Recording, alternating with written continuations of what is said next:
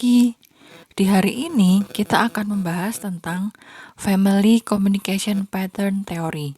Nah, pada kali ini kita akan melihat bagaimana komunikasi dalam keluarga itu, pola komunikasinya itu akan membentuk tipe-tipe keluarga. Nah, oke. Sebelum kita masuk ke tipe keluarga, kita lihat dulu basicnya. Di sini ada yang namanya family schema. Nah, family schema ini adalah memori yang terekam dari pengalaman pribadi kita tentang menjalin relasi dengan orang lain yang membentuk cara pandang dan pola pikir kita tentang konsep keluarga.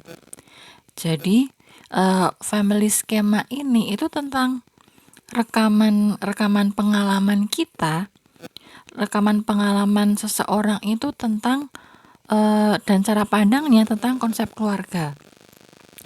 Nah, konsep yang dimaksud di sini adalah pengetahuan kita atau cara pandang kita tentang relasi atau hubungan secara umum, kemudian juga pandangan kita tentang tipe-tipe hubungan keluarga, juga tentang pandangan kita tentang hubungan dengan anggota lain dalam keluarga.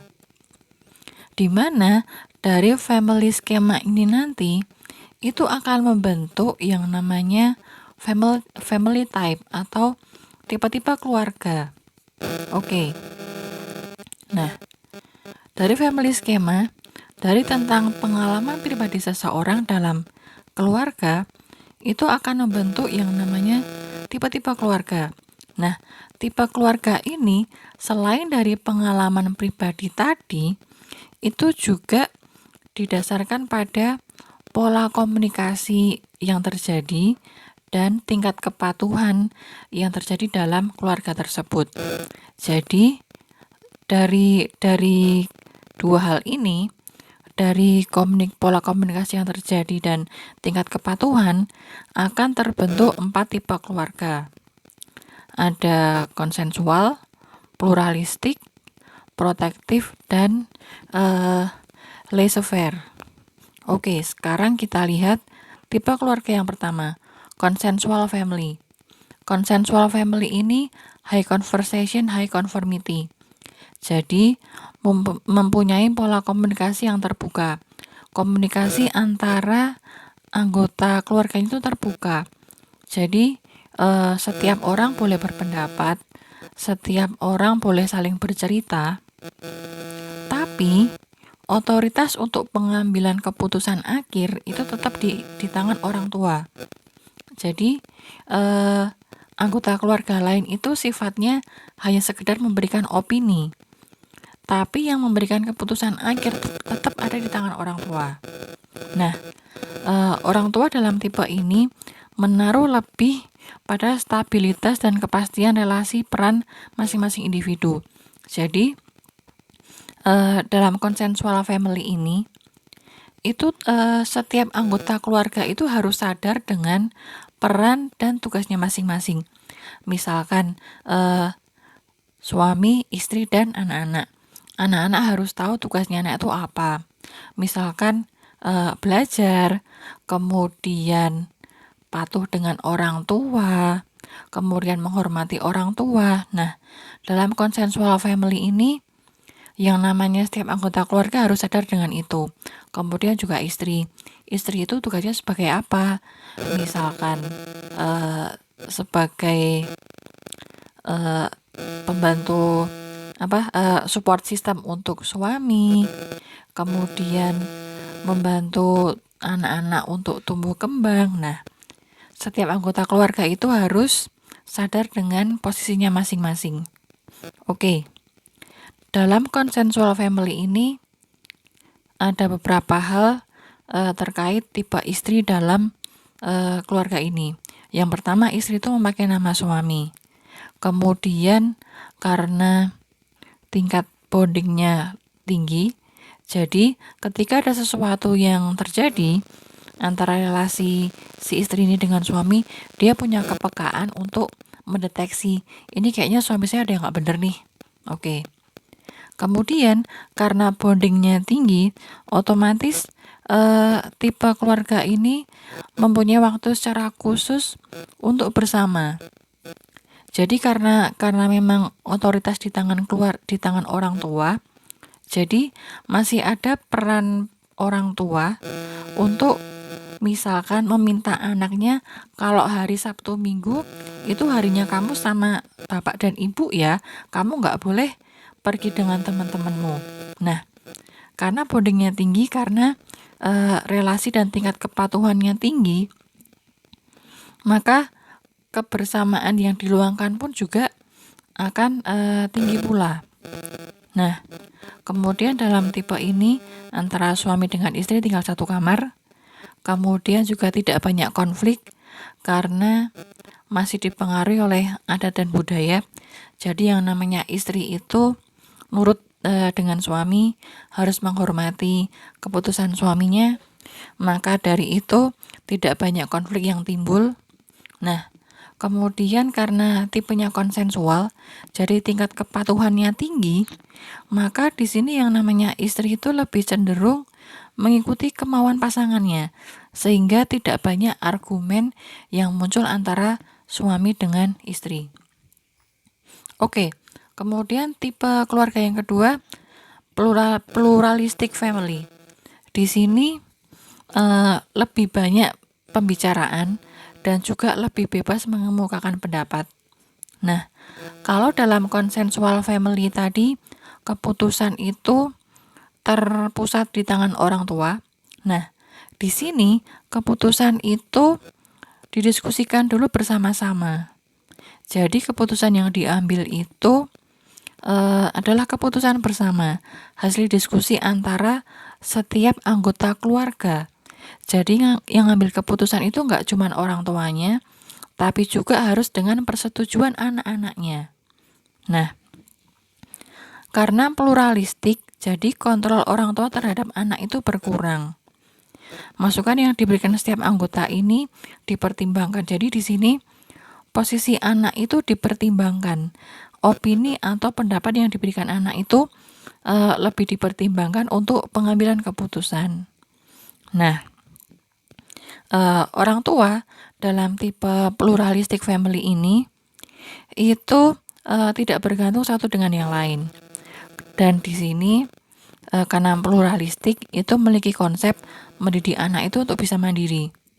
Jadi yang namanya anak dididik untuk bisa mengambil keputusan sendiri. Kalau di konsensual family tadi, semua keputusan itu terpusat di orang tua. Nah, di pluralistic family ini, anak-anak itu dididik untuk bisa mengambil keputusan sendiri, tetapi tetap dengan memperhatikan tanggung jawab masing-masing. Nah, dalam keluarga ini masih tetap memiliki kebersamaan dengan keluarga, tetapi menghargai otonomi. Jadi setiap anggota keluarga bisa mengekspresikan diri masing-masing. Kemudian setiap anggota itu memiliki ruang untuk melakukan aktivitas masing-masing. Jadi misalkan anak-anaknya punya pilihan kegiatan sendiri, itu diperbolehkan. Kemudian setiap anggota keluarga mempunyai kehidupan di luar rumah dan teman di luar rumah. Jadi misalkan ibunya entah itu berdagang atau bekerja di luar rumah, kemudian anak-anaknya juga sekolah itu dibebaskan mau milih satu kota dengan orang tua ataupun di luar kota itu boleh. Nah, pluralistic family itu seperti itu. Nah, kemudian karena pluralistik, otomatis di sini tidak segan-segan untuk berdebat. Karena setiap anggota itu boleh mengemukakan pendapat, maka di sini yang namanya perdebatan antar anggota keluarga itu pasti ada. Jadi misalkan antara orang tua dengan anak beda pendapat.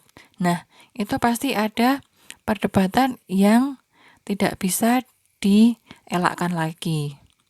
Kemudian misalkan antara suami dengan istri beda pendapat, nah itu pasti juga tidak bisa dielakkan lagi, ada perdebatan nantinya. Nah, dari pluralistic family kita lihat ada tipe family yang ketiga, protective family. Nah, di sini protective itu komunikasi yang terjadi itu cuma sedikit. Jadi obrolan antara orang tua dengan anak atau antara suami istri atau antar anggota dalam keluarga itu sangat sedikit, tapi banyak aturannya. Jadi minim kebersamaan, minim komunikasi, tapi keluarga ini punya banyak aturannya. Jadi keluarga ini punya aturan yang harus dipatuhi oleh setiap anggota keluarganya.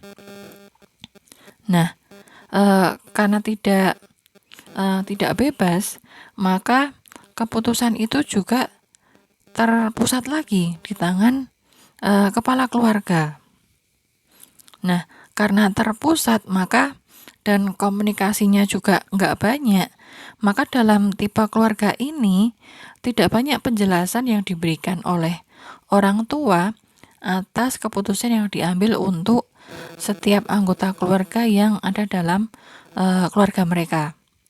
Nah, karena tidak banyak komunikasi, tetapi banyak aturan dan pengambilan keputusan itu terpusat di tangan kepala keluarga, maka akan sering terjadi perbedaan pendapat antara suami dengan istri. Nah, karena sering perbedaan pendapat, maka ada indikasi juga, ada potensi juga bahwa dalam tipe protective family ini ada indikasi bahwa pasangan itu bisa mengancam pasangannya supaya kemauannya dituruti. Jadi karena sama-sama keras kepala, misalkan sama-sama punya pendapat sendiri, tapi komunikasinya tidak lancar atau tidak banyak. Nah, maka adanya perdebatan itu tidak terelakkan. Kemudian juga pasangan itu saling keras kepala dengan kemauannya sendiri-sendiri dan saling mengancam, pokoknya kemauan saya yang harus diturutin. Nah, karena komunikasinya juga enggak terlalu banyak, maka dalam keluarga ini pun ikatan emosionalnya juga kurang mendalam. Jadi karena secara komunikasi juga terbatas, jadi misalkan komunikasi itu cuma seperlunya, misalkan kalau pagi ketemu saling menyapa sambil sarapan, cuman ngobrol seadanya, tapi habis semua selesai aktivitas, semua langsung masuk ke kamar masing-masing, tidak ada komunikasi satu sama lain, maka yang terjadi adalah ikatan emosionalnya kurang mendalam. Nah, apakah tipe seperti ini ada? Pasti ada. Di sekitar itu yang seperti ini pasti ada banget. Oke, next kita lihat tipe keluarga yang terakhir, laissez-faire. Nah, laissez-faire ini pembicaraan dalam keluarga itu sedikit sekali. Kemudian tidak peduli satu dengan yang lain. Nah, di sini orang tua tidak tinggal bersama. Kemudian antar anggota keluarga tidak mendapatkan support dari yang lain. Nah, di sini karena tipe keluarga ini antar anggota keluarga itu tinggalnya terpisah-pisah. Jadi bisa jadi orang tuanya sudah bercerai, kemudian tinggal terpisah, kemudian anak-anaknya juga tinggalnya terpisah, atau misalkan orang-orang yang misalkan anaknya punya rumah sendiri-sendiri. Nah, itu kan nanti pembicaraannya sedikit sekali. Nah, inilah yang disebut dengan tipe keluarga laissez-faire. Nah, dari 4 tipe keluarga, kemudian kita lihat sebenarnya elemen apa saja yang mempengaruhi komunikasi dalam sebuah keluarga dan mempengaruhi kesuksesan komunikasi yang terjadi dalam sebuah keluarga. Yang pertama adalah ucapan.